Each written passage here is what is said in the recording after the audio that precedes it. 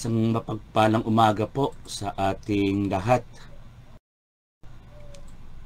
Thursday once again. At tayo po ay nasa day 163 ng ating morning devotion. Matatagpuan po sa Psalm 138. Okay. So, ngayon po ay June 12. At patuloy po yung ating morning devotion. Okay. So, ang title po ng ating pag-usapan ay True Freedom o Tunay na Kalayaan. Dahil ngayon ay June 12, ito yung ating pag-usapan. True Freedom. So, itong Psalm 138, okay, ang sabi ng mga Bible scholars, naniniwala sila, ito ay sinulat sa latter part ng buhay ni David o ni Haring David. No, naniniwala sila na ito ay medyo sa panahon ng kanyang twilight years na sinasabi. Maaring ito ay sinulat o posibleng isinulat yung time na siya ay nasa personal na crisis or sabi na natin national deliverance. At sinulat din itong Psalm 138 ay maaaring nagre-reflect siya, no, kung paano ang Diyos ay patuloy na inalagaan siya, pinreserve yung kanyang buhay sa mga maraming pagsubok na kanyang pinagdaanan ni Haring David. At maaaring ito rin naman, Psalm 138 is all about yung prophetic affirmation, yung purpose ng Diyos sa pamamagitan ng buhay ni David na sa kanya at sa buong bansang Israel ay magkakaroon ng katuparan. No? Ano yung prophetic affirmation? Na sa pamamagitan ng kanilang lahi, dating ang isang tagapagligtas. Kaya nga po, today as we celebrate yung ating 127th Philippine Independence mula sa ating 381 colonial rule, no? Nagkaroon tayo ng kalayaan.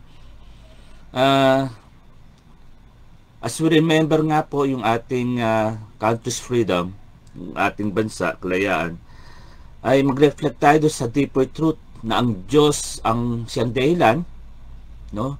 Ang siyang nagbigay sa atin ng totoong kalayaan, nag-preserve ng ating buhay, at siya rin yung mag-fulfill ng kanyang purpose para sa bawat isa sa atin at sa ating bansa. Kaya nga po ang Psalm 138 is a very powerful reminder that in every battle, sa ating mga pakikipaglaban dito sa buhay, naging tapat ang Diyos. At yun nga po, hindi pa siya tapos sa atin. No?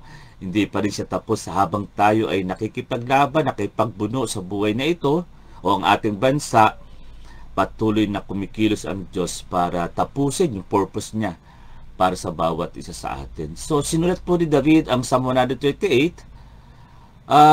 Yun nga po sabi ko ay maaring ito ay pagkatapos na siya ay umarap sa maraming threats and battles.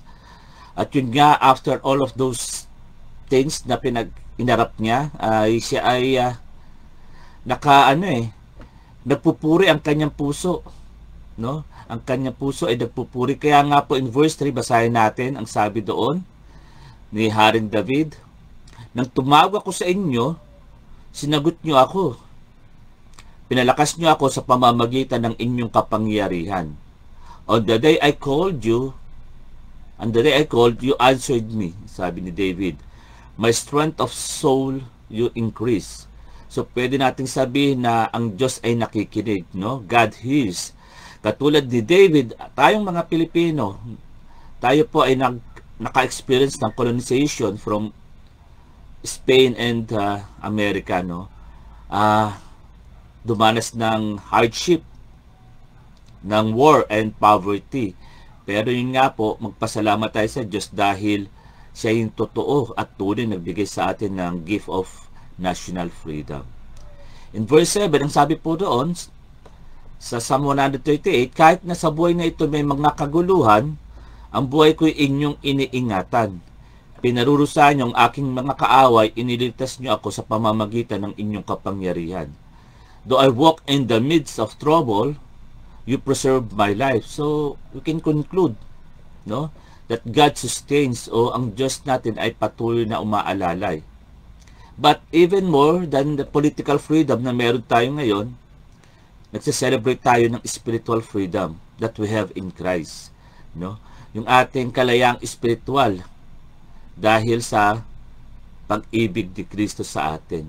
Kaya nga po, patuloy tayong manalangin para sa ating bansa. No, kung tayo ay nakaranas ng spiritual freedom, ipanalangin natin, tas natin ang ating bansa, especially now na tayo nagse-celebrate ng ating Independence Day, na patuloy yung justice, yung peace, yung righteousness ay maghari sa ating bansang Pilipinas. Okay?